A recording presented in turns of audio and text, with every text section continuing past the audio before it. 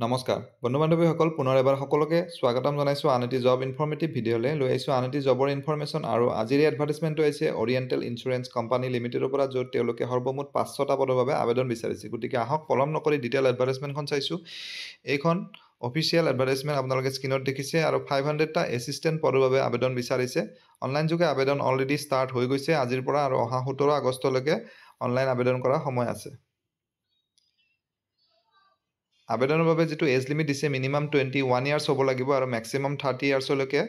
allow কৰিছে আৰু upper as লিমিটটো ৰিলেক্সেবল হ'ব as per government norms for reserve category candidates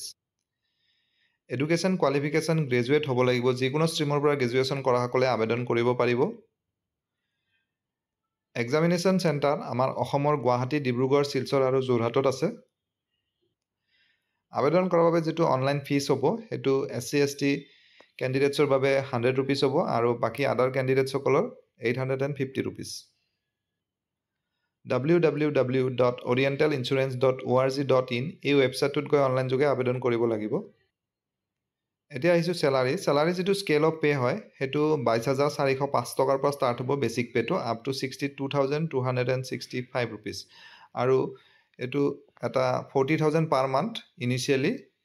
approximate value তেওঁলোকে মেনশন কৰিছে 500 যেটো পোষ্ট আছে অল ওভাৰ ইন্ডিয়াত হয় আৰু state wise vacancy to breakup vacancy ইয়াত দেয়া আছে আপোনালোকে চাই লব ইন্টাৰেস্টেড তথা এলিজিবল ক্যান্ডিডেটস সকলে এডভাৰটাইজমেন্টৰ ডাউনলোড লিংকটো মোৰ ডেসক্ৰিপচনত পাই যাব গতিকে আশা কৰিছো ভিডিঅ'টিৰ জৰিয়তে আপোনালোকৰ মাজৰ এজন হলেও ক্যান্ডিডেট উপকৃত হ'ব পুনৰ এটা নতুন ভিডিঅ'ত লগ পাম ধন্যবাদ